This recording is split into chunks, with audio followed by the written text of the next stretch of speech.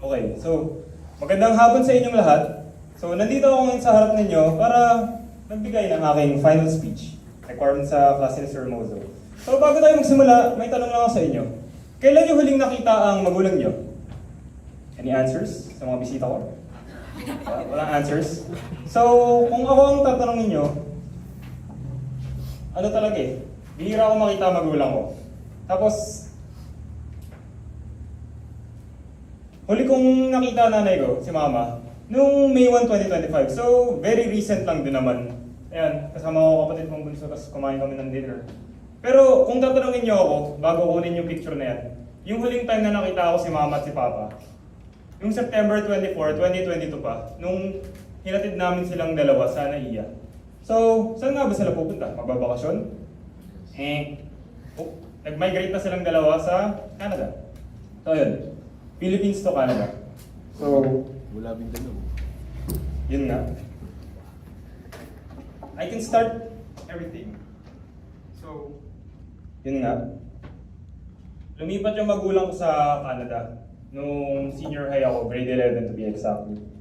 Tapos, ayun, nung grade 12 naman ako, nalaman kong pumasa ako sa UP. So, medyo nagkaroon ako ng dilemma. Should I stay or should I go? Siyempre, yun nga.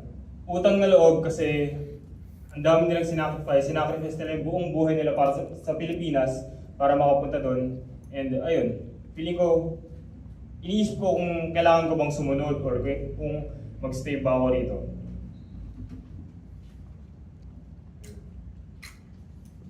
So, konting backstory lang din. Bakit nga ba sila umalis? So, ayun kasi, isa akong, nasabi ko kanina, diba, may kapatid ako. Tatlo talaga kaming magkakapatid and ako yung panggitna. So yung ate ko, college na rin, parang 2 taon yung agwat namin. And umalis yung magulang ko sa kadahilan ng mahirap magpalaki ng 3 anak. Na lalo yung agwat naming magkakapatid is 33 years.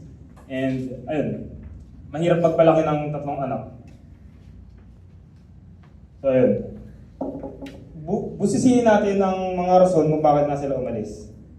So una sa lahat, syempre alam naman natin na pag nang ibang bansa ka, mas madaling magkaroon ng pera kaysa kung nasa Pilipinas ka, na kung saan mas mababa na nga ang sweldo, tumataas pa ang presyo ng mga bilihin. So isa yun sa mga rason. So pangalawa, connected sa una ko sinabi is, pag ganun yung ekonomiya ng Pilipinas. So pag ganun. Nung umiinga recently yung mama ko, sabi niya gusto niya raw kumain ng pancit canton, tapos inutusan niya ako bumili ng pancit canton. Nung nagtanong siya sa akin kung magkano na ba yung pancit canton, sabi ko, mga 15 to 20. Nagulat siya nun. Kasi nung mga panahong bago pa siya umalis, or nung mga pre-pandemic, sabi niya, yung pancit canton sa sari-sari store sa gilid ng bahay namin, mga lang, 10 to 11 pesos. So, kahit maliit na presyo lang, parang in the long run, lumalaki na rin yun kapag nag-stock. So, yun. Umalis din sila, yun nga. Grabe na rin yung debt ng Pilipinas sa Global Bank, malaki na rin. Tapos, kung pinili rin kasi nila yun, kasi gusto nilang nilang dalawa na yung mga anak nila ay magkaroon ng step up or parang head start pag naging professionals na. So, pumili sila ng bansa na kung saan pwede kaming maging okay na employees or workers. So, yun, pinili nila Canada. Saka extra na rin, pre, ang ganda sa Canada. Tapos, wala masyadong pollution. Dito kasi sa Pilipinas, sa Manila pa nga lang, mausok, mabaho, mapanghi, lahat na ng negatives nasa Manila. So ayun, bakit nga ba sila umalis? So bukod pa sa mga practical na reason, finances, quality of life, nagkaroon naman ng emotional tax sa pag-alis nila. So, personal experience ko na lang din. Nung umalis sila, close kasi ako sa magulang ko. Nung umalis sila, grabe. Ako lang yung umiyak sa aming 3 magkakapatid to the point na inasar na ako ng buong pamilya namin nang iyakin ko raw bakit ang emotional ko nung umalis sila. And ayun. Mas lalo kong naramdaman yung emotional tax nung pag-migrate nila. Ngayong first year na ako sa UP. Kasi grabe talaga, men. Iba yung feeling na you're away from home. Tapos kapag umuwi ka naman, wala naman yung magulang mo doon. Parang grabe talaga. Nawalan ako ng support system.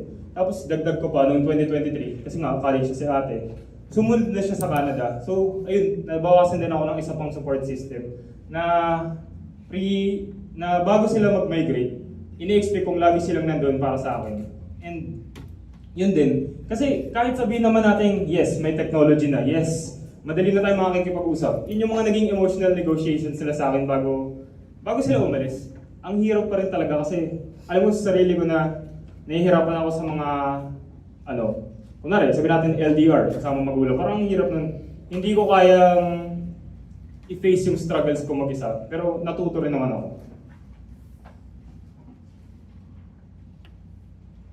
So ayun, sad face.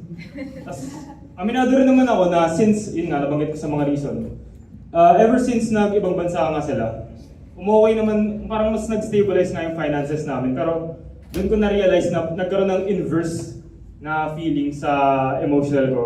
Which is, ayun nga, umuwi nga yung finances namin, pero mas nalulugmok ako ng nalulugmok sa dorm tuwing hindi ko sila nakakausap or nakakasama. Kaya naiingit din talaga ako sa mga kaibigan ko na nasasabing kasama nila lagi yung pamilya nila or yung magulang nila, gano'n. So, ayun nga. Iniisip ko na lang palagi, parang pag nagsisenti ako pag mga 10 PM na, iniisip ko, siguro kung hindi sila nag-migrate, mas masaya ako. Totoo naman yun, kasi sabi ko nga, mahal na mahal ko sila and ganun ako tao. And yun din, ever since umalis sila, nawala na yung family traditions namin na tuwing summer, magro-road trip, parang tuwing recognition, kakain sa labas, o kahit simpleng handaan ng birthday sa bahay. Tapos, siguro rin, kung aminado rin naman ako na kung hindi sila ng ibang bansa, mas gagano'n yung finances namin. Pero para sa akin, okay na rin yun kasi mas mahalaga talaga yung parang ano ba? Parang yung mental health natin or yung emotional health na na-sacrifice nung umalis sila.